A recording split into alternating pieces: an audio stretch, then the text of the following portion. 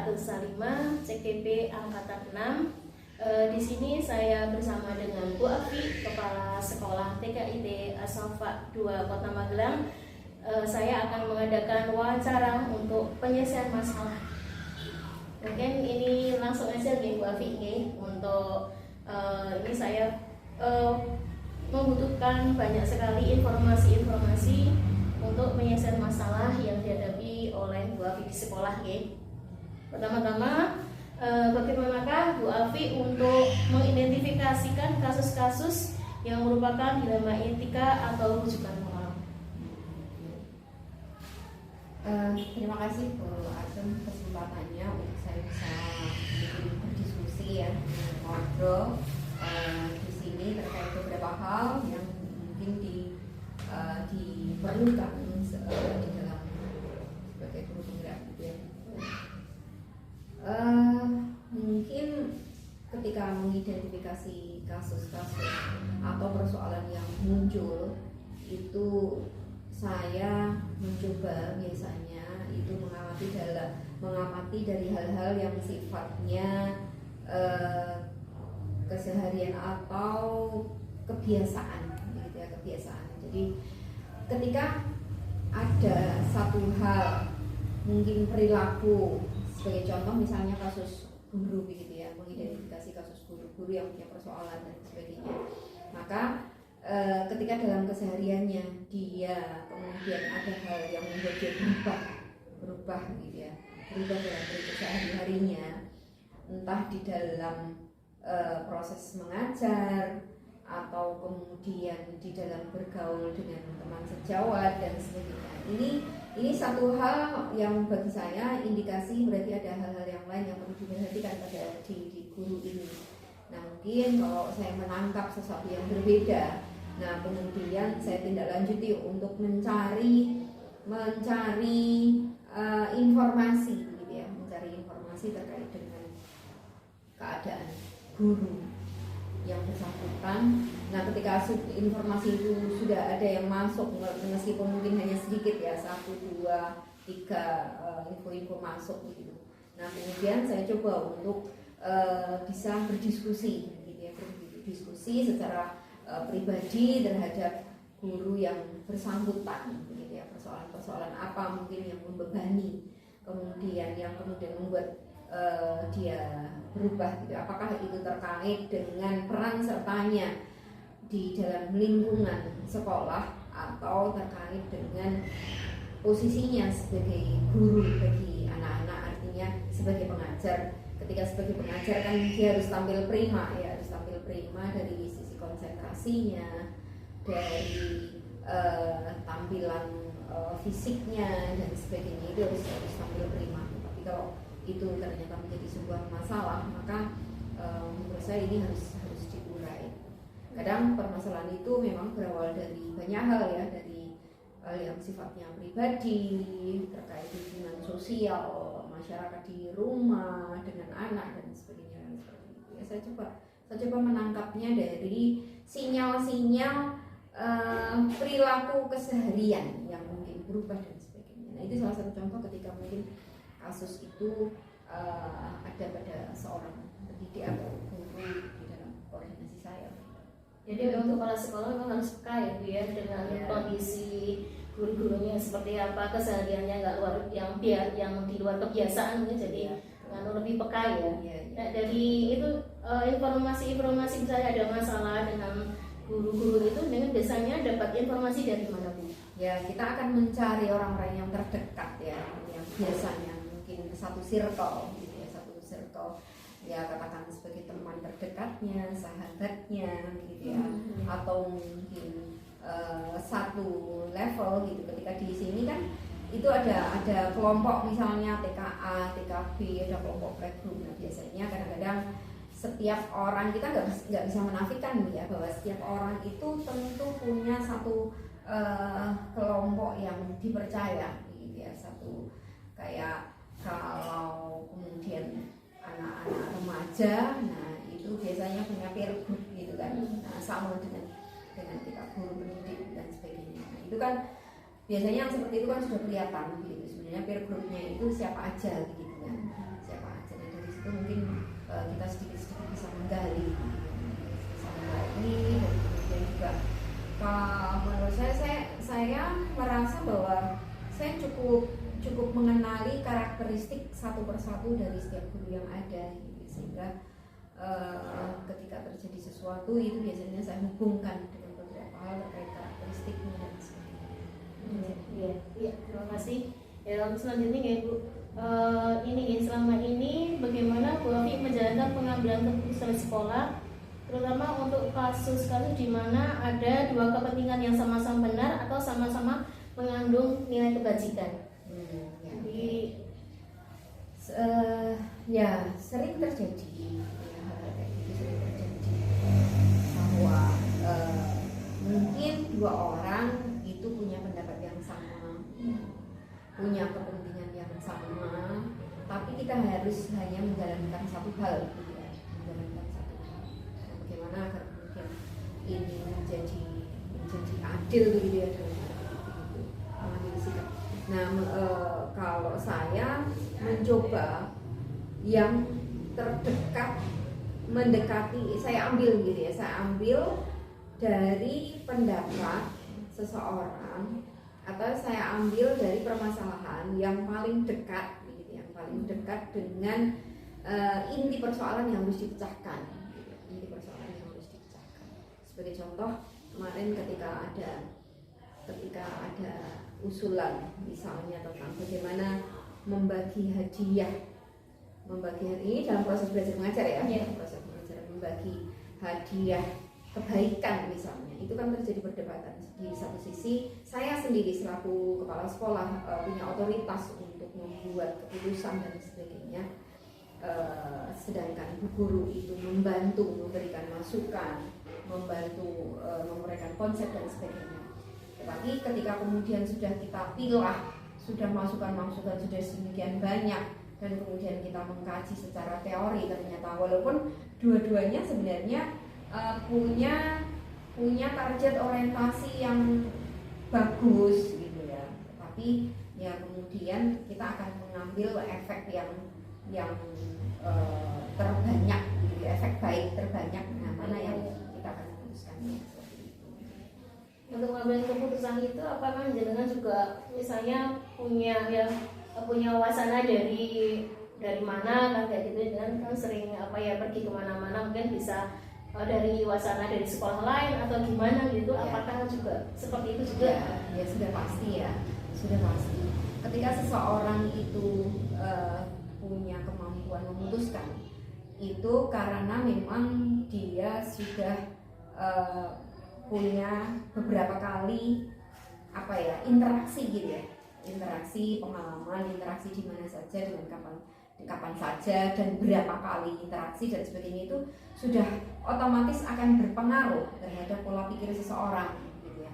Sehingga ketika pola pikir saya sebagai pemutus permasalahan itu mempunyai pola yang seperti itu sudah pasti terpengaruh dengan apa yang kemudian saya pelajari di luar, apa yang kemudian ketika saya menerima satu ilmu dari siapa dan di mana dan sebagainya, itu pasti itu akan membekas, bergesekan yang kemudian itu akan terpola secara tersendirinya, secara otomatis di dalam diri saya. Sehingga dalam pengambilan keputusan itu tidak hanya permasalahan pembelajaran saja ya, tetapi juga permasalahan guru itu sendiri misalnya. Permasalahan diri sendiri ada satu kasus ya, mungkin tentang keputusan bahwa setiap guru itu harus punya kesempatan atau aturan keadilan yang sama. Misalnya kita punya peraturan misalnya masuk izin diperkenankan izin dalam satu semester 3 kali dalam arti 3 hari ya. Nah, maka ini memang kemudian harus mengenai siapa saja, semua dari pendidik dengan kategori siapapun guru itu. Bahkan sebenarnya ada guru yang mungkin tidak mampu memenuhi itu, dan ada guru yang mampu memenuhi itu, entah dari sisi kesehatannya, entah dari sisi kesibukannya dan sebagainya, ada yang mampu dan enggak. Tapi kan di satu sisi kita tidak bisa kemudian menuruti satu orang yang kemudian dia tidak mampu memenuhi peraturan itu, tetapi yang kemudian saya putuskan, saya munculkan adalah apa impact terbesar dari keputusan yang saya ambil. Jadi impact terbesar itulah yang menjadi kunci.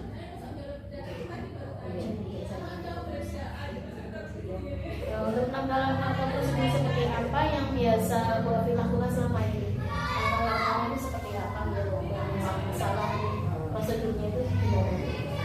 Kalau langkah mungkin di awal tadi saya sudah sedikit menyampaikan ya. Tadi saya kemudian mencari informasi dulu dari sini kawasan terdekatnya, kemudian setelah mencari informasi, kemudian kita ajak ngobrol, dipanggil dan sebagainya, kita carikan solusi dan sebagainya. Nah mungkin kalau misalnya butuh bantuan, entah itu bantuan berupa entah bantuan material, bantuan imaterial gitu ya kita bantu. Persoalan titik persoalannya di mana? Termasuk titik persoalan orang tua dengan anaknya, orang tua dengan guru dan sebagainya. Itu akan ya, untuk hal-hal apa saja yang selama ini Bu Afi anggap efektif dalam pengambilan keputusan pada kasus ini Mbak Etika?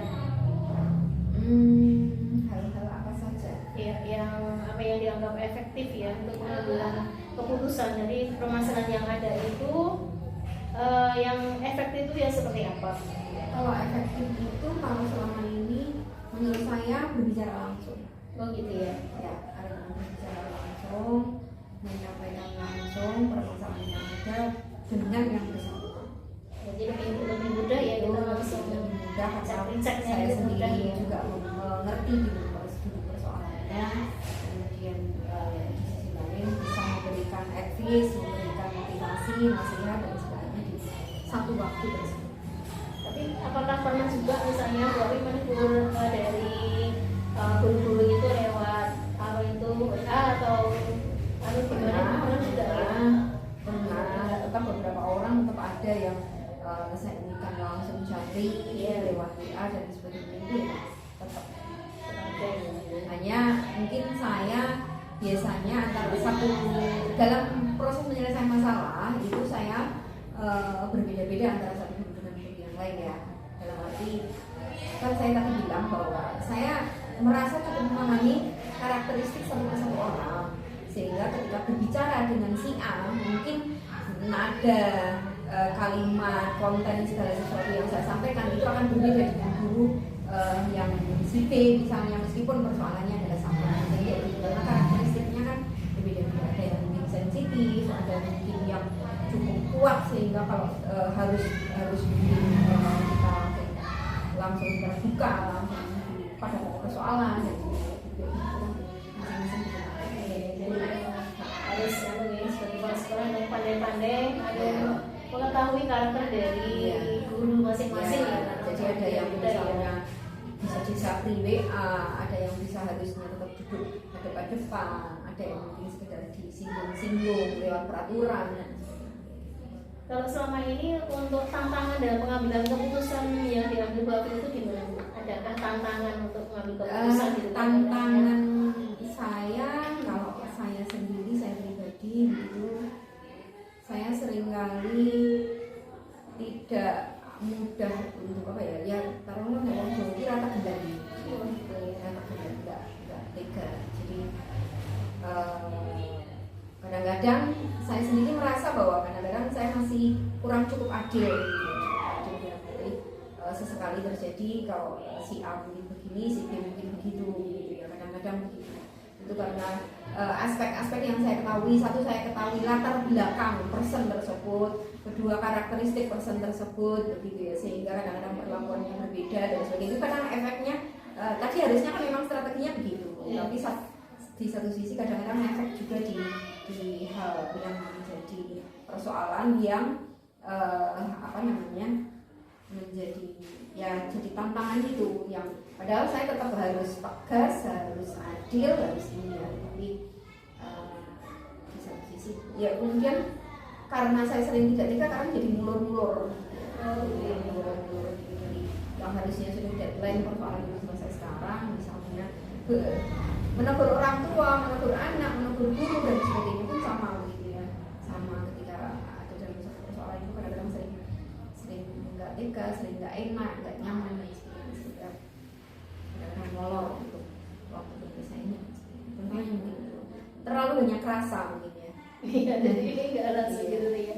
Nah ini untuk menyelesaikan masalah itu apa dengan apa yang memiliki jadwal tertentu dalam menyelesaikan masalah yang ada, atau apa yang punya bentuk atau prosedur apa yang bisa Bu Afi jalankan gitu kan?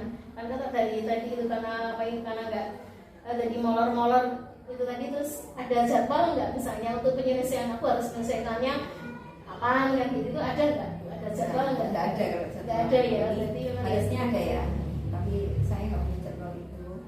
Hanya saya punya batasan. Harusnya kapan persoalan ini selesai. Kalau persoalan ini harus selesai kapan, maka saya kemudian menyusun strateginya. Oh ini besok aja, ini besoknya lagi kalau sudah ketemu ini misalnya. Oh ini kalau sudah ada proses ini. Pernah dulu itu ketika menyelesaikan satu masalah itu saya sampai mungkin 1 tahun lebih ada ya proses mengumpulkan kebenaran, apakah bagaimanakah sikap perilaku guru itu seperti apa, bersama dengan wali murid itu seperti apa, dengan anak-anak itu seperti apa. Itu pernah sampai 1 tahun lebih, baru kemudian ketika benar-benar saya mengetahui tentang kebenarannya secara fakta, secara data, baru kemudian saya memanggil.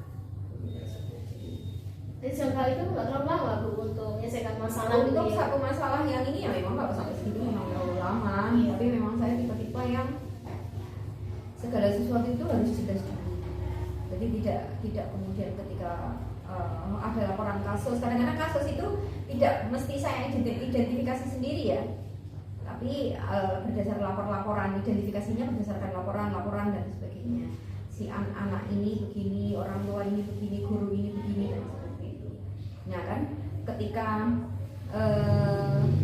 laporan itu datang, kan saya tidak bisa langsung untuk responsif gitu ya. Ada persoalan-persoalan tertentu kemudian memang saya ambil kebenaran. Iya. Dari masalah itu apakah ada seseorang yang bisa membantu atau mempermudah dalam pengambilan keputusan, mungkin apa teman atau siapa gitu Bu yang bisa membantu menyelesaikan masalah yang ada? Ya ada ya, yang pastinya karena kita di lembaga formal, Ya. kita punya lingkaran, di atas kita punya yayasan gitu ya. Nah maka segala sesuatu kalau itu dirasa pelik terkait dengan akan berdampak ya, berdampak pada proses belajar mengajar, maka sudah tentu saya kemudian saya kembalikan kepada rapat dan sebagainya di rapat yayasan, atau kalau di lingkup sekolah yang dalam arti bisa diselesaikan di sekolah, saya kembalikan di rapat sekolah gitu ya. Di rapat sekolah kemudian kita bahas, kemudian kita diskusikan, dan kadang-kadang saya tidak menegur langsung gitu ya kepada entah mungkin guru tersebut dan sebagainya, tetapi kemudian saya sisipkan di dalam proses-proses kita berkoordinasi gitu ya, dengan nasihat yang di sana, dengan koordinasi yang bisa didiskusi di rapat tersebut gitu. Ini yang terakhir nih, dari semua hal yang telah disampaikan, pembelajaran apa yang dapat Bu Afi petik dari pengalaman dalam pengambilan keputusan di ilmu etika selama ini? Satu hal pembelajaran untuk saya, menurut saya memang setiap orang itu pasti punya ujiannya sendiri-sendiri, Ya. punya kesulitan sendiri-sendiri, dan juga punya latar belakang sendiri-sendiri. Maka itu sebuah pembelajaran bagi saya untuk bisa mencermati, mempelajari dari setiap kebutuhan orang, termasuk kebutuhan diri saya sendiri ya. Nah tetapi di satu sisi saya harus kemudian bisa mengkombinasikan status saya sebagai kepala sekolah, bahwa standar kepala sekolah itu harusnya punya karakteristik tertentu ya, tipe-tipe yang kemudian dia harus tegas, harus kemudian mengambil keputusan cepat dan sebagainya. Nah hal-hal yang seperti itu yang mungkin memberikan saya sebuah pembelajaran bagaimana saya harus bersikap gitu. Selemah apapun saya tetap harus menguatkan dan harus berusaha belajar mendekati standar sebagai seorang pimpinan gitu ya, standarnya bagaimana itu agar kemudian lembaga ini tetap berjalan itu saya coba. Ya. Ya, terima kasih ya Bu Afi atas pengalamannya, sharingnya untuk pengambilan keputusan di sekolah kita.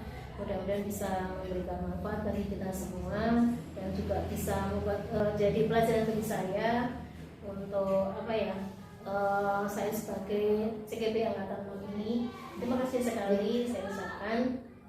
Sama-sama. Terima kasih semoga sukses. Ya, amin. Ya, demikian tadi semuanya untuk kegiatan hari ini, yaitu wawancara dengan kepala sekolah tentang pengambilan keputusan. Terima kasih atas perhatiannya. Wassalamualaikum warahmatullahi wabarakatuh.